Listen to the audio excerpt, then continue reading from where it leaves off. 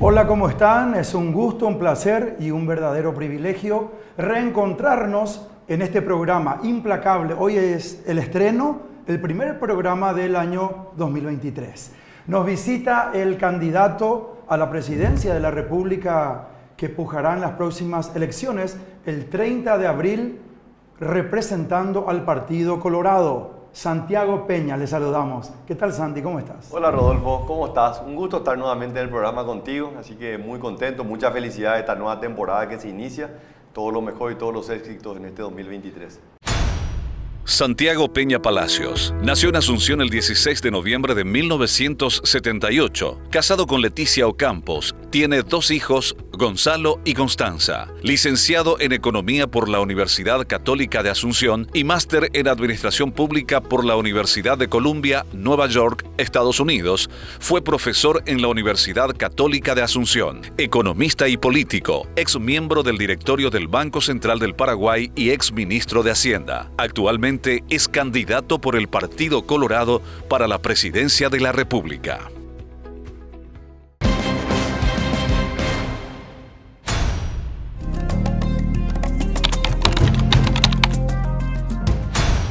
¿Cómo está el universo de la unión del Partido Colorado después de tantas desavenencias en las internas? ¿Cómo se encuentra hoy el Partido Colorado? Mira, no hay nada extraordinario, esa es la realidad. Por más de que en estas elecciones o este proceso electoral hay nuevos condimentos, ¿verdad? Condimentos como un mediatismo como nunca antes habíamos visto. Yo creo que la gente percibe que hay una mayor intensidad en la confrontación o que hubo una mayor intensidad. Y más que nada fue porque en la medida que avanzan las campañas también tenemos más medios de comunicación, más interacción en redes y eso obviamente le da mayor visibilidad a algo que antes ocurría y que muy poca gente se enteraba. A lo largo de los meses de la campaña yo me acerqué a mucha gente con mucha experiencia en el campo electoral y digo, esta campaña, y fíjate, no, amigo, así son siempre las campañas, intensas, muy fuertes, confrontación de ideas, de modelos, pero finalmente el partido se une. Y después del 18 de diciembre te puedo decir que ha habido un proceso de unidad muy rápido, pero muy rápido. Yo creo que también ahí ha habido una enorme predisposición. El modelo también electoral ayuda mucho, de voto preferencial, listas desbloqueadas. Así que realmente estoy muy optimista, estamos a poco más de 70 días para las elecciones, va a ser realmente una victoria tremenda para el Partido Colorado. Hablaste con Arnoldo Vins, fuiste a su casa. ¿Qué hablaron con Arnoldo? Con Arnoldo hablamos de cuál es el país que nos imaginamos. Obviamente los dos tenemos el antecedente de haber sido ministro, él de Obras Públicas, yo de Hacienda. O sea, tenemos el ejercicio del gobierno, de la administración pública y sabemos lo importante que es generar resultados. Entonces, obviamente hablamos cómo vamos a desarrollar el Paraguay en los próximos años. Él me transmitió su voluntad de seguir trabajando incansablemente, que él tomó hace unos años la decisión de dejar su profesión de periodista y abocarse al ámbito político, que realmente le gusta esto, que quiere seguir contribuyendo, lo cual a mí me encantó porque yo quiero que él se involucre no solamente en la campaña, sino que el día de mañana pueda colaborar activamente en lo que es la gestión de un gobierno.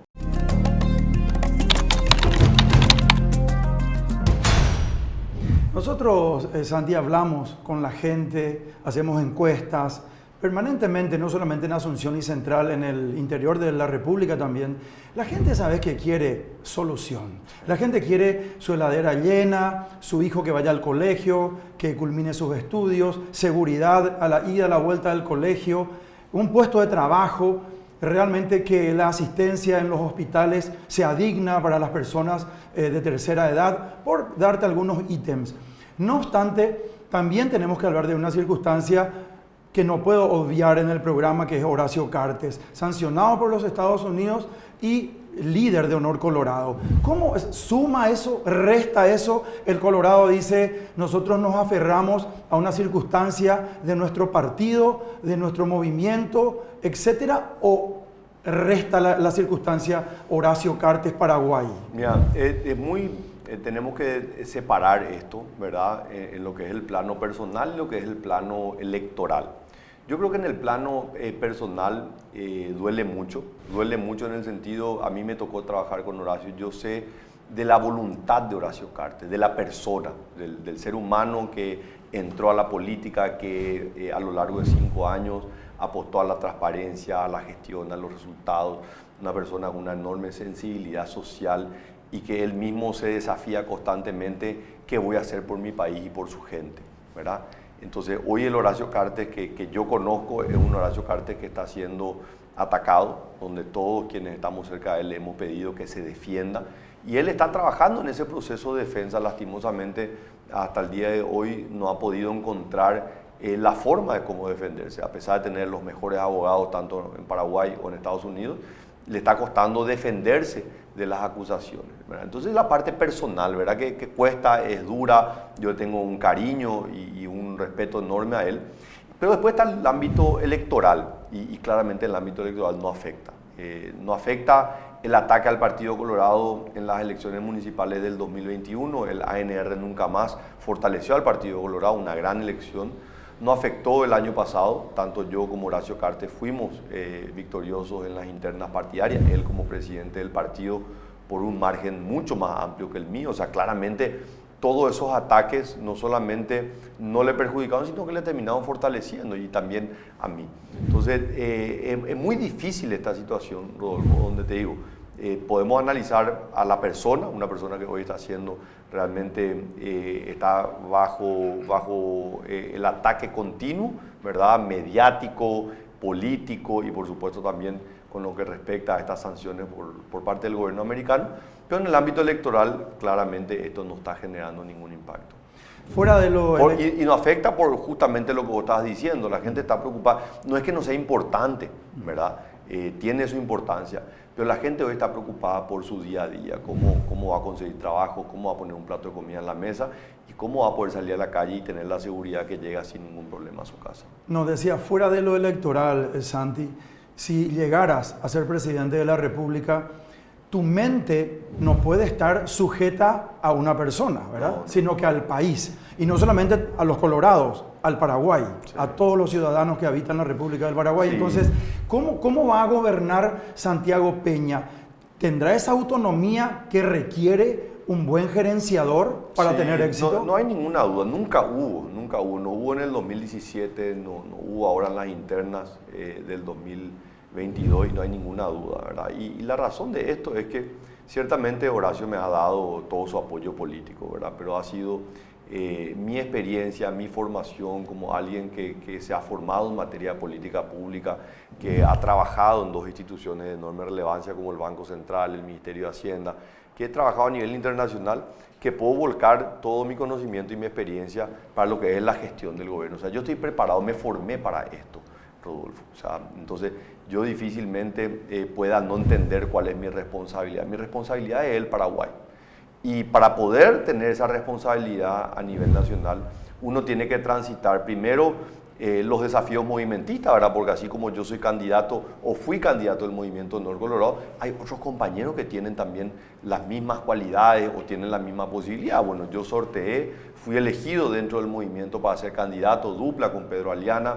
Me puse al escrutinio de los colorados, 2.600.000, que me eligieron a mí para ser el candidato del partido en una contienda nacional. Pero el 30 de abril, y si Dios así lo permite y el pueblo paraguayo lo decide, yo voy a ser presidente de la República, presidente de todos los paraguayos, ¿verdad? Elegido por el Partido Colorado como candidato, pero elegido a través del voto popular de la mayoría de todos los paraguayos.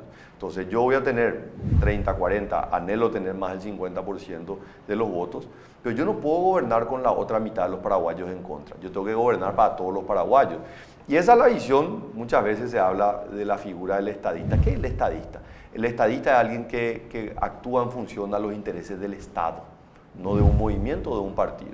Entonces yo tengo la formación. Ahora, depende de mí tomar las decisiones que el día de mañana permita decir Santiago fue un gran estadista.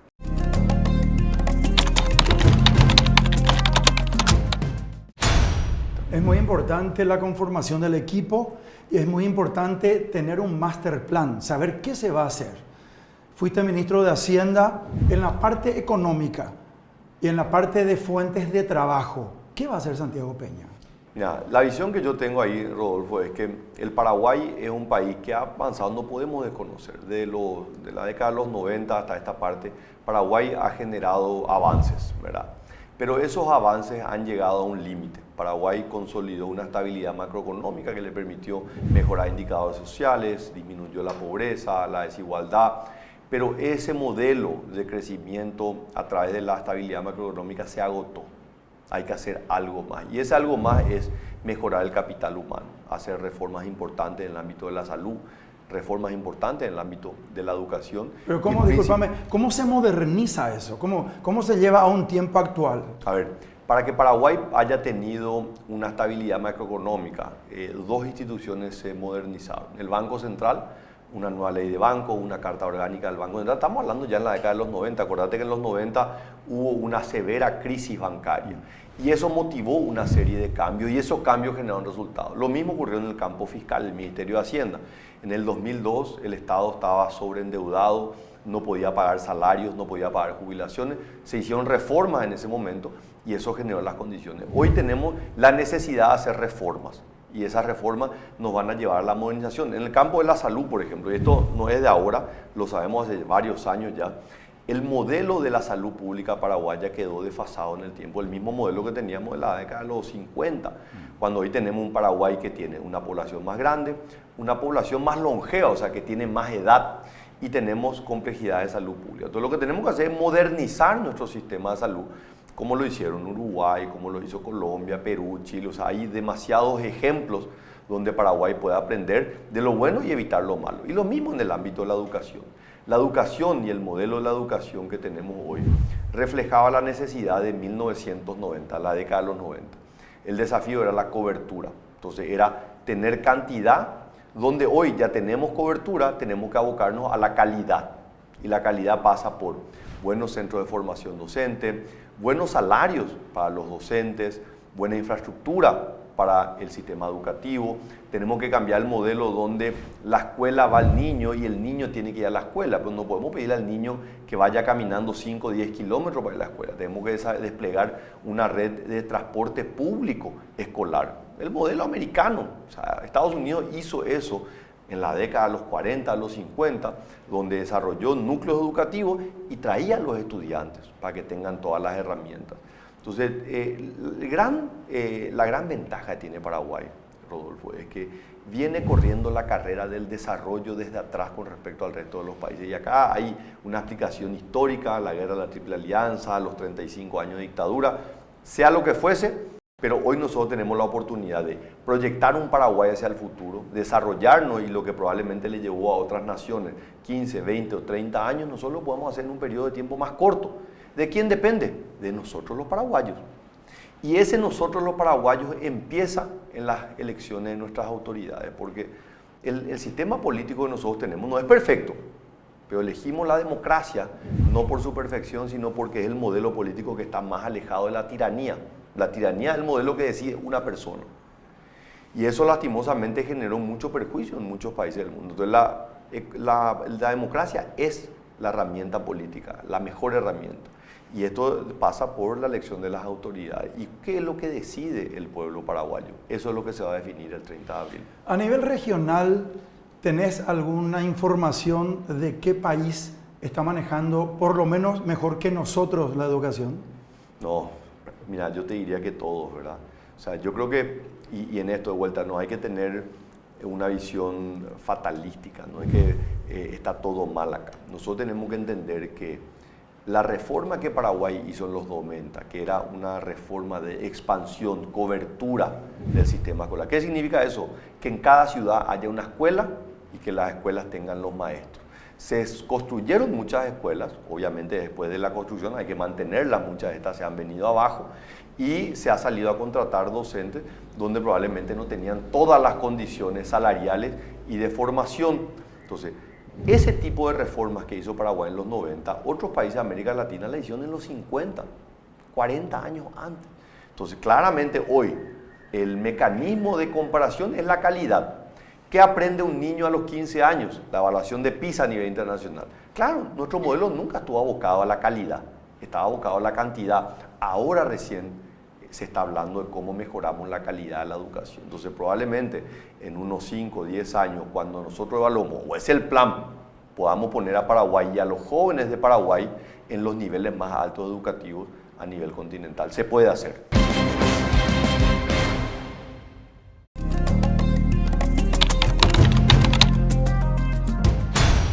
Es bueno tomar, justamente te hablé de los países de la región, una educación como la que se maneja en Chile, por ejemplo, ¿verdad? Que tienen realmente prerrogativas y master plan que le han funcionado. Y dicho esto, dentro de la educación, los profesores, los docentes, los alumnos y en la parte de salud también, lo que te refería fuera de cámaras, salud mental. Sí. Es tan importante que realmente se pueda trabajar la salud mental, mucho más después de lo que ocurrió con la pandemia o circunstancias de los jóvenes, los mismos profesores. Sabemos de las tasas impresionantes en aumento de suicidios, de feminicidios. ¿Qué master plan tiene Santiago Peña al respecto? Y esto es lo que te hablaba de cómo cambiamos el diseño institucional del sistema de salud. El diseño institucional no es que está mal diseñado, es el Paraguay de los 50, con población más pequeña, con expectativa de vida menor y complejidades de salud pública que obviamente hoy se ha complejizado mucho más. Estaba hablando del tema de la salud mental. Está el problema de las discapacidades, ¿verdad?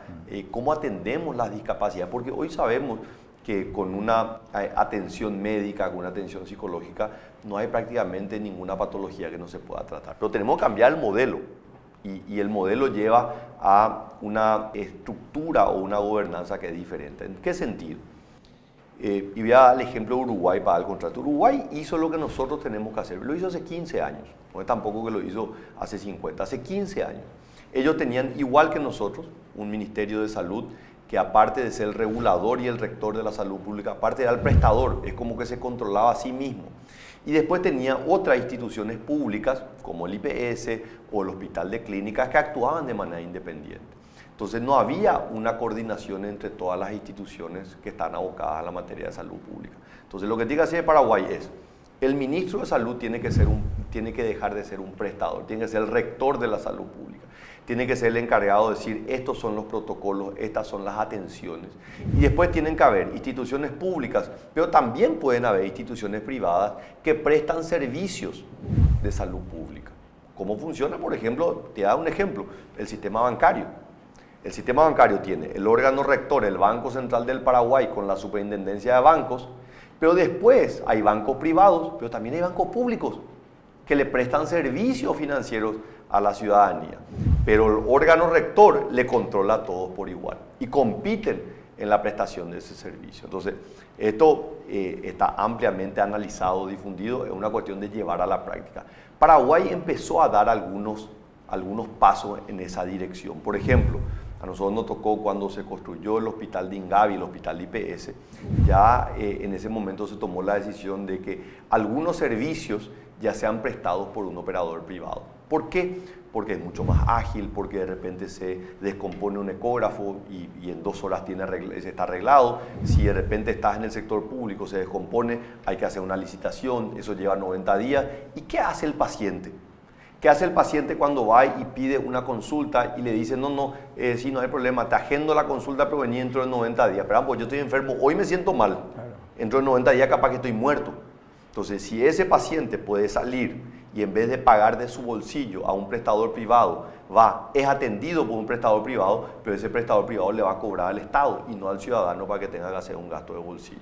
Entonces, de vuelta, esto está analizado, estudiado, ya hay mucho conocimiento, el sistema de salud pública pero dentro del ministerio. ¿Se implementará eso, Santiago? Y bueno, es mi determinación, es lo que yo ya quería hacer en el año 2017 cuando participé en las internas. Es más, después de que perdí, me acuerdo que me reuní ya después que había sido electo Mario Abdo, ya había designado a su primer ministro de Salud. Yo me reuní con él, ¿verdad? Y bueno, le conté un poco esta visión, que era la visión de un ex ministro de Hacienda que decía, yo veo los recursos que se están invirtiendo en el Paraguay y yo sé que hay que invertir más, pero también hay que invertir mejor los recursos. Claro, invertir bien. Claro, ¿entendés? Entonces yo le decía, esta es mi visión, yo no soy un médico, pero yo me había ido ya ese entonces a Uruguay, me había reunido con el ministro de Salud de Uruguay, había aprendido de la experiencia que había tenido Uruguay a lo largo de estos 15 años, porque él mismo también me decía, mira Santiago, en 15 años, y acá hubo un fuerte liderazgo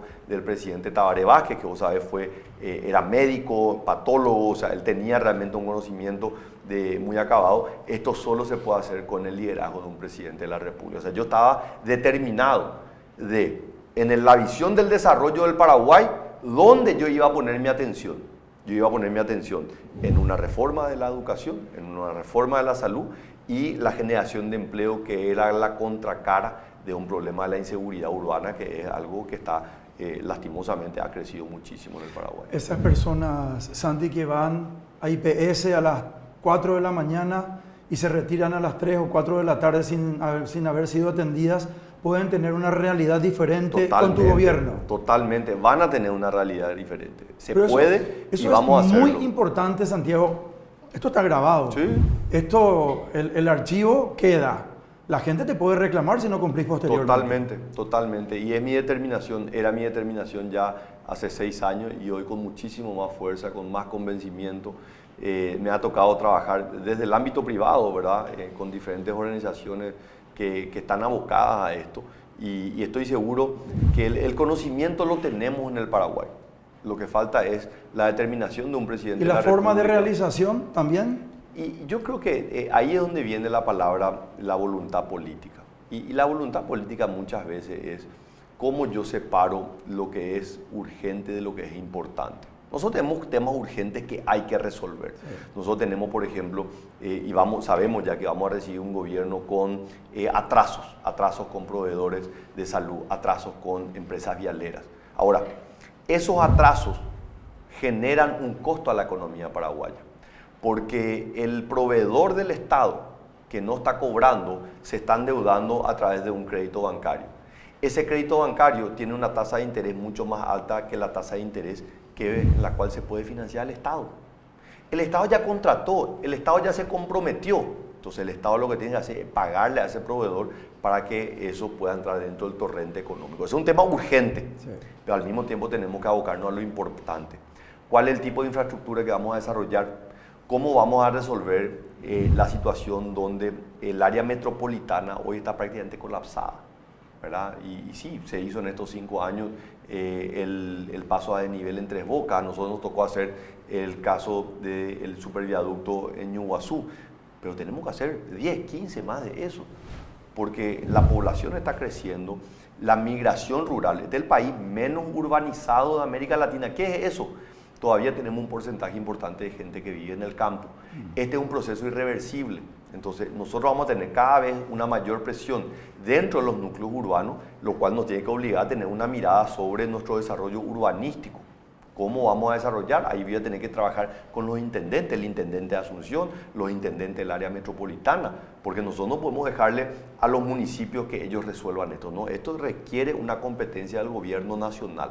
Entonces, a mí me preguntaban hace unos años si yo no quería ser intendente de Asunción. Le dije, no, yo quiero trabajar con un intendente de Asunción como presidente de la República para trabajar en lo que es el desarrollo urbanístico, en el desarrollo de la generación de recursos a través de catastros y, por supuesto, una mayor densidad poblacional que genere recursos para poder mejorar también la infraestructura.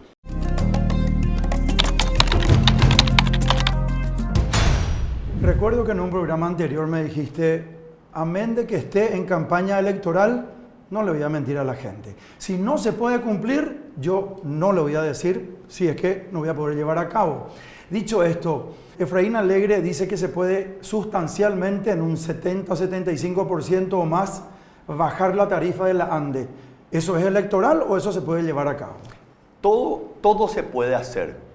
Él lo que tiene que explicar es cómo lo va a hacer, ¿verdad? Y para el cómo lo va a hacer, él tiene que saber cómo, y él no tiene la menor idea. Él sabe que el ciudadano paraguayo hoy está pasando una situación difícil. ¿Quién no quisiera que su factura de la ANDE baje? Todos queremos, yo quiero que la factura de la ANDE de SAP sea más barata. Pero la pregunta es que él tiene que explicarle a la gente cómo lo va a hacer. La ANDE hoy está en una situación muy complicada financieramente. Entonces, él tiene que decir, perfecto, yo no puedo sacar la plata de la ANDE. ¿De dónde voy a sacar? Voy a sacar de los impuestos. ¿De qué impuestos? ¿Será que él dice, porque él está hablando, voy a aumentar los impuestos? ¿Y quién paga los impuestos? Él no paga, porque él no trabaja, acordate. Paga la gente que trabaja, personas como yo o personas como vos. Efraín Alegre no trabaja. No conocemos un trabajo de él. O sea, él fue diputado nacional, fue senador, fue ministro de Obras Públicas. Hace 10 años que él dejó. Acordate que él dejó su cargo de ministro de Obras Públicas para ir al Senado y votar la destitución de Lugo. A partir de ahí nunca más se le conoció un trabajo más que presidente del Partido Liberal, ¿verdad? Entonces, él tiene que explicar qué es lo que yo hago. Yo le digo a la gente, yo no puedo mentir cuando yo conozco qué es lo que se puede y qué es lo que no se puede. Y el mentir es como tener una hoja de chequera y uno empieza a escribir los cheques y te doy una voz, te doy uno al camarógrafo, uno a Marluci y después llega las elecciones y yo gané y viene con tu cheque, che, yo quiero cobrar esto que vos me prometiste, le puedo pagar a uno, le puedo pagar al segundo y al tercero ya no puedo, no tengo más fondos. ¿Y qué hago? Cierro la ventana, apago el celular, me escondo. Y no podemos tener presidentes que diren promesas y después no puedan cumplir.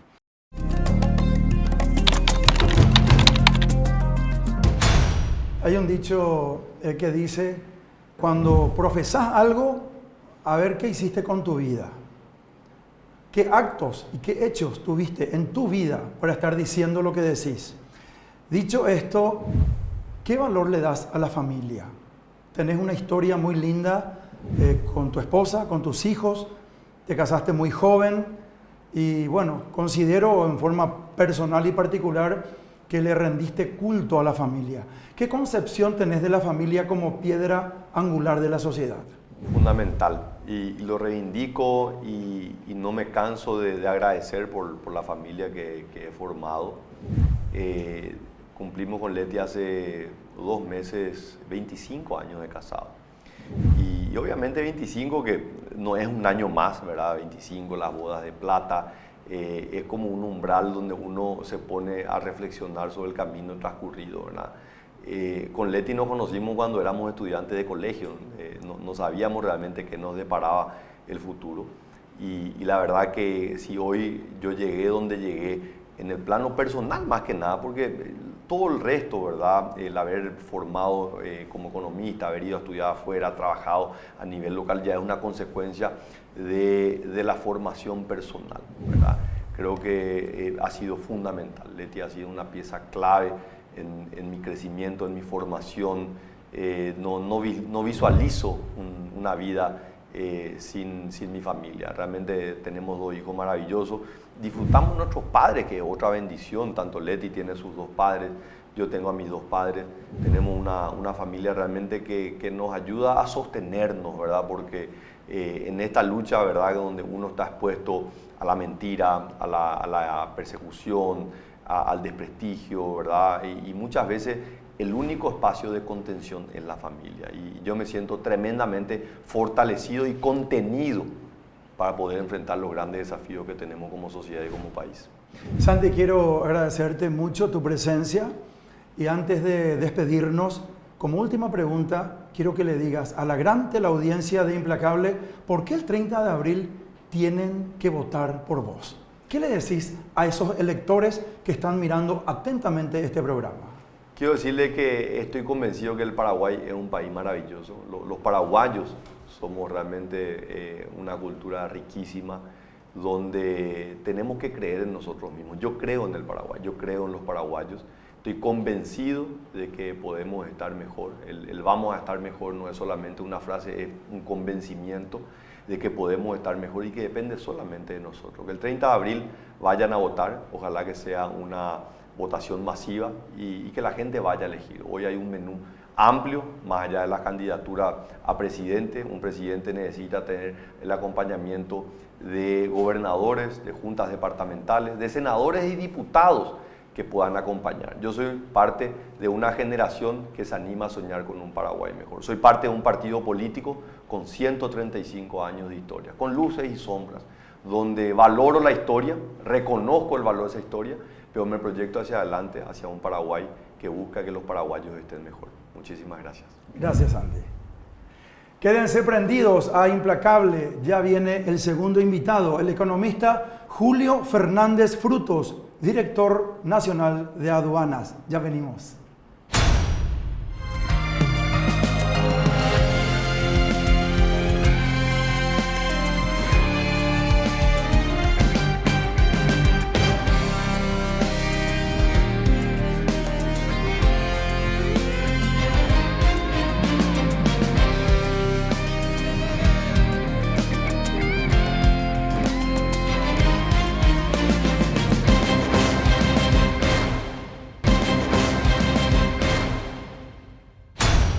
Seguimos en Implacable por las pantallas de C9N Televisión y recibimos ahora a nuestro segundo invitado, el economista Julio Fernández Frutos. Él es director nacional de aduanas. Director, ¿cómo estás? Muy bien, Rodolfo, un gusto estar en tu programa, siempre un programa desafiante y realmente de alto impacto y alcance nacional. Julio Manuel Fernández Frutos nació en Concepción el 8 de abril de 1967. Casado con María Zulia Talavera, tiene 2 hijas, Andrea Araceli y Keila Alejandra. Economista, egresado de la Universidad Nacional de Asunción. Realizó estudios de posgrado en Economía y masterado en Econometría y en Economía Internacional. Anteriormente, asumió la gerencia de Desarrollo y Gestión Institucional, fue asesor del directorio y ocupó cargos técnicos en la Gerencia de Estudios Económicos del Banco Central del Paraguay. Actualmente ocupa el cargo de Director Nacional de Aduanas.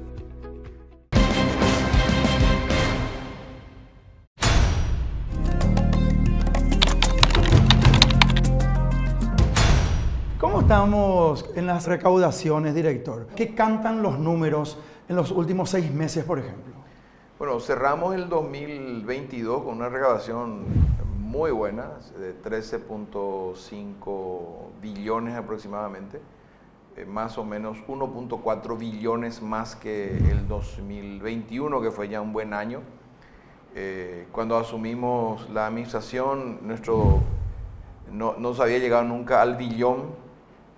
Cerramos el 2021 con un promedio de 1 billón por mes aproximadamente, o sea, 12 billones en 2021, 13.5 billones en 2022. Y ahora tenemos algunos problemas por el tema de la bajante de los ríos y también muchos aranceles que se han, digamos, sacrificado por darle dinamismo a la economía. Pero, digamos, en líneas generales, las recaudaciones son muy buenas, a pesar de las dificultades que tuvimos, seguimos teniendo con el tema de la guerra, que lo que hace es impactar en el precio del combustible, y el Estado ha sacrificado aranceles, impuesto selectivo al consumo básicamente. Paraguay hoy tiene la tasa más baja del cono sur de América Latina, debe ser. No sé cómo estará Venezuela, que tiene producción de petróleo, pero entre los países que no producen petróleo, Paraguay tiene las tasas más bajas del combustible, principalmente cuando hablamos del impuesto selectivo al consumo del diésel tipo 3, la nafta virgen que se usa para mezclar y que son, digamos, los combustibles mayoritarios. Hemos sacrificado otros impuestos como el régimen de turismo, ahí se está cobrando 0,5%, ya prácticamente es un cobro cero, nulo casi. Bueno, entonces hay muchas tasas que se están sacrificando para apoyar el sector productivo y el Estado sacrifica. Y con la bajante de los ríos, con el problema de la disparada de los precios de los combustibles, A pesar de eso, cerramos 2021 anterior, excelente, 2022 fue extraordinario, y claro, los últimos meses del 2022 ya empezamos a sentir los impactos de los aranceles más bajos, pero igual acumulamos mucho, y en este mes, el mes de enero, cerramos con muy buena recaudación, pero por debajo de la expectativa porque la bajante del río afecta. La hidrovía es la principal vía de comunicación, de movimiento, de flujo comercial que tiene Paraguay. Realmente somos muy dependientes de la hidrovía, y con la bajante hay serios problemas. Hasta ahora continúan los problemas, eso encarece los costos, hay que cambiar de modus operandi, digamos, de logística, y eso genera altos costos. Digamos, las embarcaciones no pueden traer tantos contenedores como traían, no todos los puertos están activos, solamente algunos los que tienen mayor calado. Entonces, eso está generando alguna, digamos, ralentización del comercio, y por supuesto eso impacta en la recaudación. Pero de todas maneras vamos muy bien, y esto, una vez superada esta situación, digamos, climatológica, volveremos a la normalidad.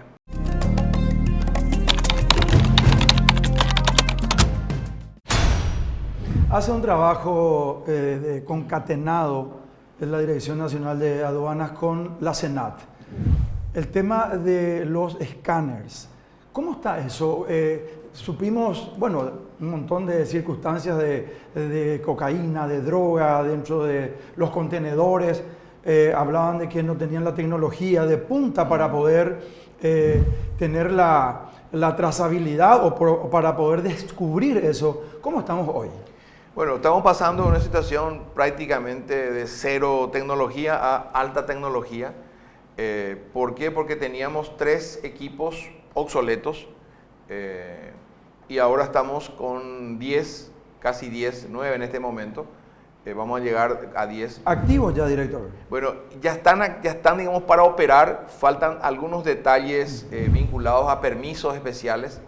Resulta que los que vamos a empezar a activar son los que compramos.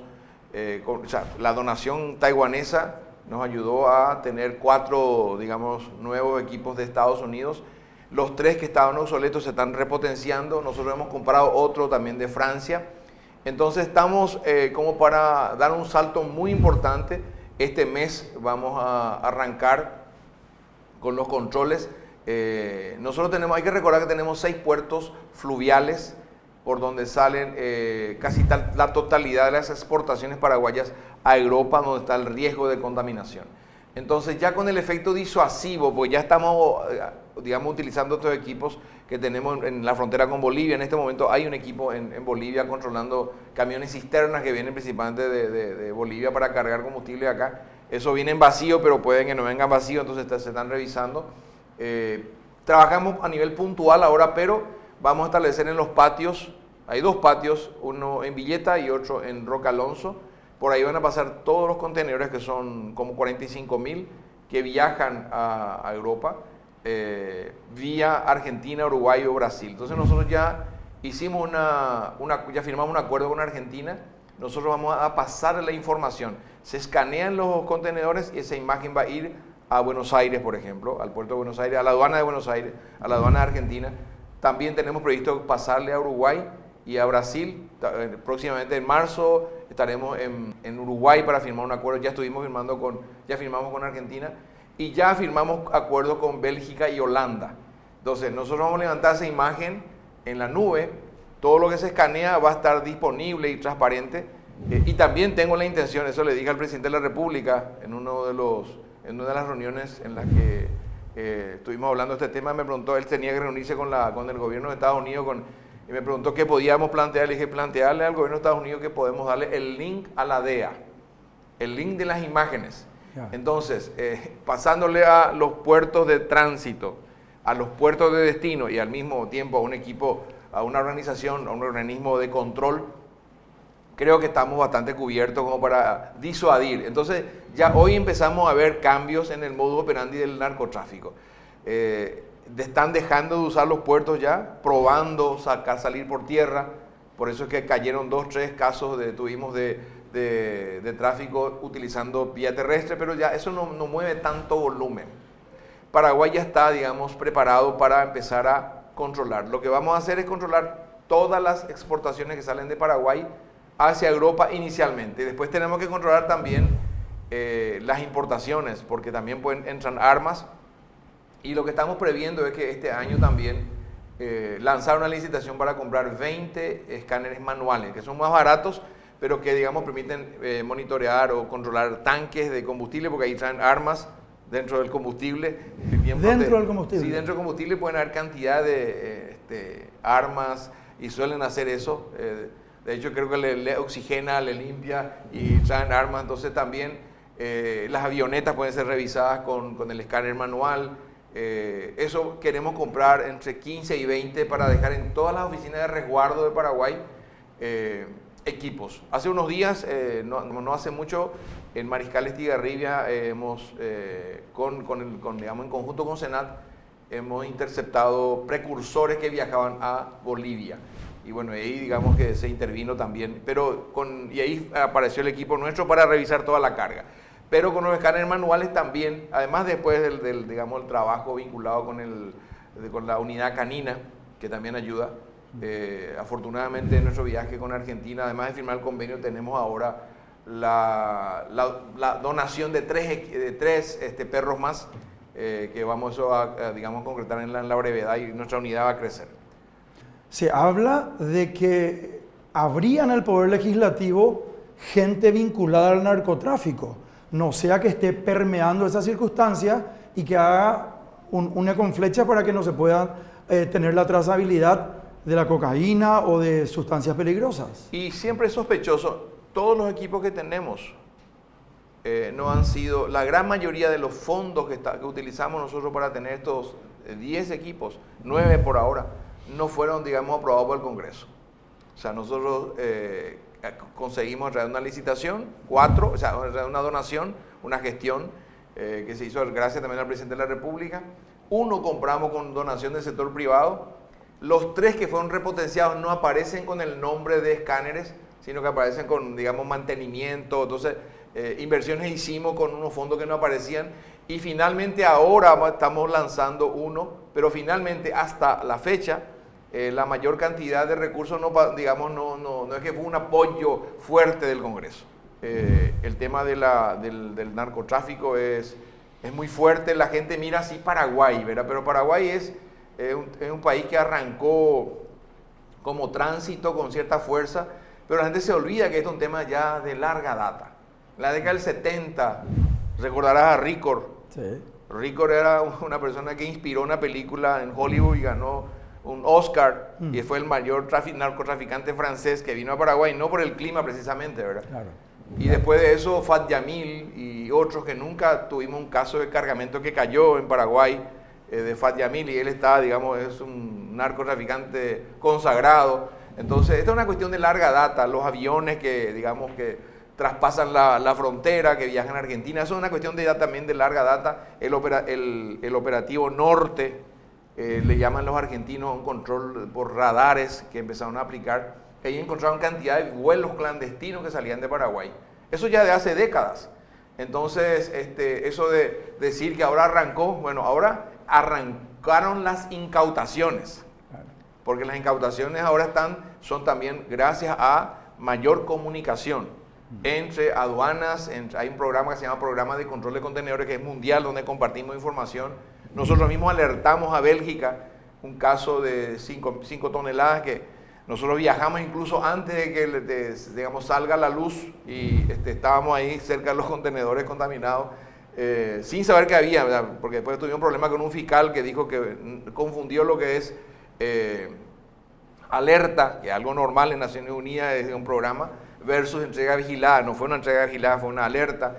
Entonces, ahora hay mucha más comunicación. Entonces, por eso hay más incautaciones, pero más o menos son 2.000 toneladas por año que se producen, y gran parte de esa carga llega a destino. Entonces, solemos decir que no solemos ver síndrome de abstinencia, una crisis de salud pública por falta de dosis en países desarrollados, ¿verdad? En general llega, hay mecanismos, hay maneras de alcanzar a estos mercados. Pero Paraguay, lo que creemos es que con esta tecnología Paraguay va a dejar de ser noticia, por lo menos a nivel fluvial. Después hay que invertir mucho en radares.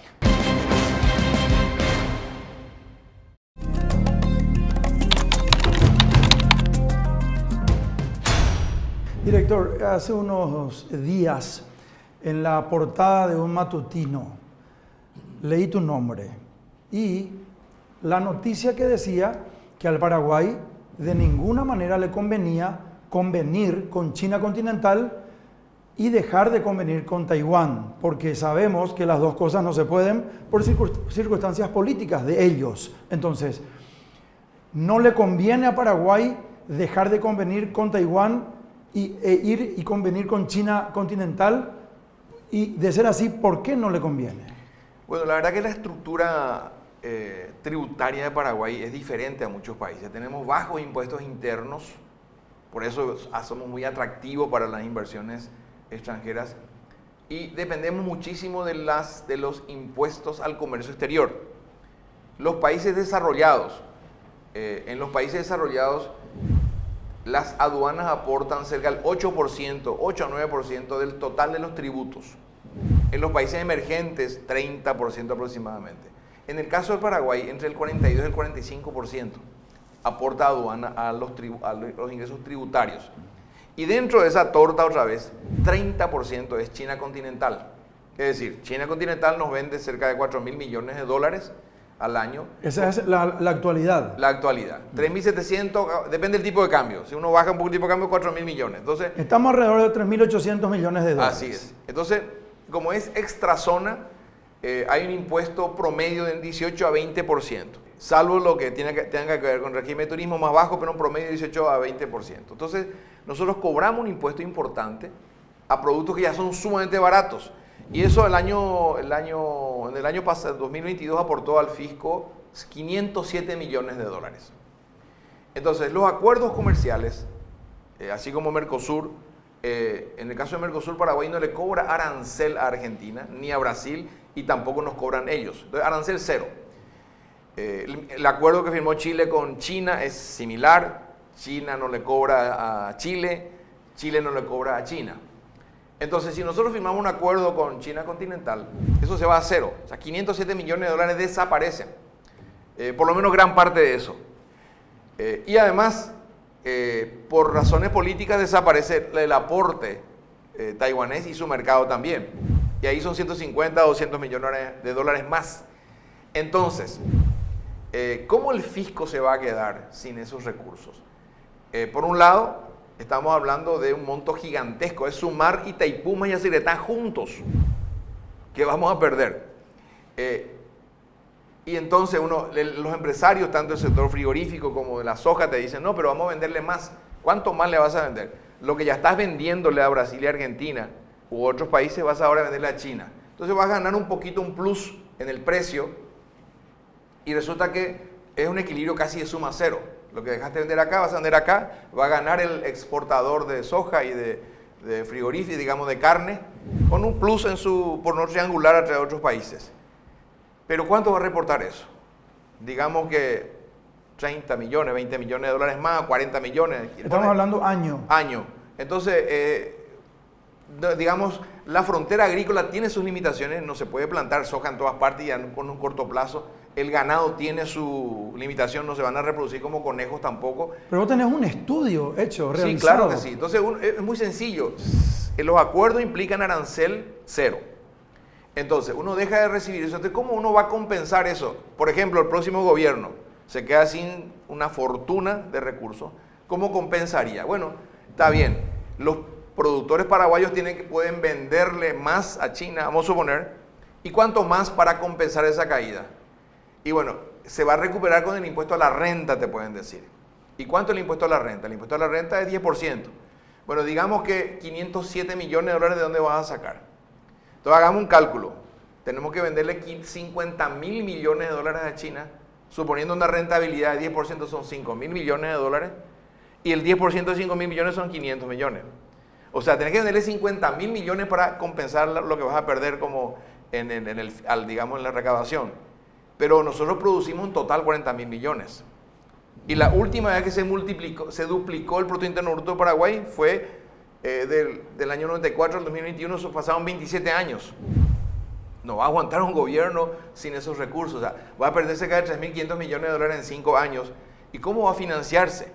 Y después uno dice, bueno, ¿y qué pasa con 20% más barato ahora el producto chino, que hoy ya no complica con su bajo costo? Bueno, va a reinventar, va a matar la industria textil, los laboratorios, olvídate de los laboratorios, de la que te van a traer acá, desaparecen cantidad de negocios y la gente se va a dedicar al comercio. Entonces va a impactar en el empleo, va a impactar en las industrias incipientes, en algunas que se fueron consolidadas. Entonces, ¿por qué no fortalecemos nuestra relación con Taiwán? Si ya hoy compramos todo lo que queremos comprar de China y no le damos, ¿qué es lo que le vamos a vender? Le vamos a vender carne y soja. Entonces, hasta la maquila van a entrar en dificultades para competir con productos que vienen de la China. Después, si es que eliminar el arancel, tiene 0 ahora. Nuestra maquila prácticamente no paga impuestos tampoco. Y ahora va a tener producto chino a 0. Entonces, ¿en qué te conviene? Y aparte de hacer una mega potencia económica, te van a venir a comprar tus activos. Gran parte de las granjas productoras, de la soja que se produce en Estados Unidos, son ya de productores chinos. ¿Vos pensás que ellos, inclusive a todo esto que estás refiriendo, pueden venir y tipo monopolizar y comprar ellos? Van a comprar todos los activos de una sola vez. Entonces, lo están haciendo con muchos países, en países africanos, en Argentina y otros países, van y compran los activos de una sola vez. Entonces, un país que tiene 7, 8 millones de habitantes ahora es un barrio. Poné un ejemplo de una industria o una empresa. ¿Qué es comprar los activos? O sea, entendemos, pero para poner taxativamente el ejemplo. Te compran tus tierras productoras de soja. Ellos producen la soja. En Estados Unidos han comprado, ellos compraban soja para alimentar a los cerdos. Hacen de punta a punta ellos. Ahora ya son dueños de las tierras y ahora ya son dueños de los cerdos que se producen en Estados Unidos para China. Entonces, un país de 7 millones de habitantes, 8 millones de habitantes, yo creo que ya ahora hemos llegado, no sé qué dice el último censo, digamos 8 millones, ¿verdad? Un barrio de San Pablo, contra una potencia mega económica poderosa que te va a comprar no solamente, te va a comprar tus activos. Entonces, finalmente, hay riesgo muy fuerte y no nos olvidemos de la mafia china que también se instala muchas veces con la llegada de acuerdos como estos. Entonces ya es suficiente con la drangueta que está cerca con el tema de la cocaína. Entonces realmente no nos conviene, y Taiwán es un país que tiene superávit comercial con China continental, uno de los pocos. Taiwán tiene superávit comercial gigantesco con China continental porque tiene alta tecnología y es socio nuestro, o sea, un país que es socio de Paraguay. Nosotros podemos tener mejores acuerdos de alta tecnología, de mega obras, de nanotecnología, etcétera. De hecho, la universidad que está instalada acá es una muy buena experiencia. Entonces hay mucho que aprender y mucho que sacar. Lamentablemente nos falta un poquito más de creatividad para sacarle más provecho a un acuerdo con una potencia económica también que es pequeño, tiene un mercado pequeño, pero que tiene una gran capacidad para tener superávit comercial con China continental. Son enemigos políticos, pero son socios comerciales, y en esa sociedad Taiwán tiene un superávit enorme. Entonces creo que tenemos que ser un poco más creativos y no arriesgarnos a que vengan a comprar todos nuestros activos. Director, lastimosamente se nos acaba el tiempo y finalizando el programa Implacable, agradeciéndote por tu presencia, quiero preguntarte, ya a la finalización de tu mandato como director nacional de aduanas, subsististe, estuviste desde el inicio del gobierno, ¿verdad? Así es. Soy un sobreviviente, creo que solamente somos 2 en América Latina.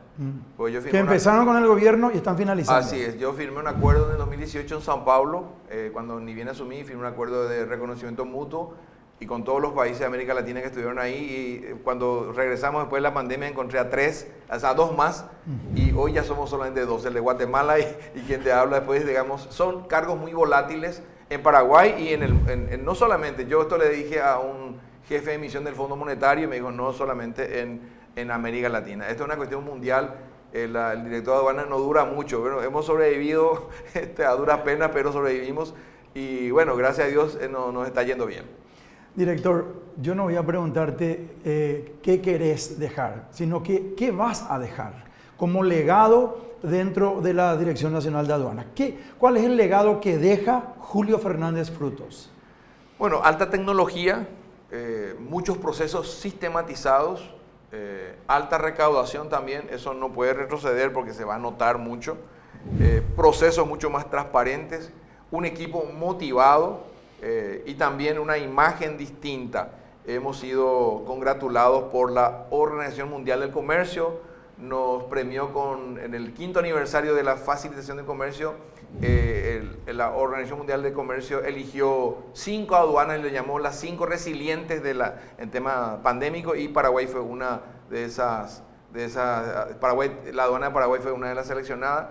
En el MESIT, que es digamos, una medición del control interno, de la madurez del control interno a nivel nacional, que mide ahora 473 instituciones públicas. Arrancamos en 2018 llegamos número 9, 2019 número 7, 2020 estamos número 1 del ranking, 2021 número 1. La evaluación de 2022 se va a dar ahora, nosotros estamos esperando continuar en el ranking número 1, y eso significa que estamos mejor rankeado que el Banco Central en materia de control interno, mejor que, voy a decir, nuestros colegas del Ministerio de Hacienda y otras instituciones. Entonces, eso hay que mantener. Entonces dejamos, digamos, una institución bastante más formal, más seria. Todavía hay muchos problemas. Yo creo que faltan por lo menos 2 años más para completar un proceso que hemos iniciado y no hemos completado la total. Hay, digamos, todavía... yo siempre pinto el lado claro de la luna, la prensa se encarga del lado oscuro y algunos cráteres, y entonces hay algunos cráteres todavía que hay que cerrar, pero digamos que dejamos una administración mucho más ordenada. Gracias, director. Gracias, Rodolfo. Así cerramos el programa Implacable. Dios mediante, el próximo domingo nos volveremos a encontrar aquí siempre por C9N. Chao.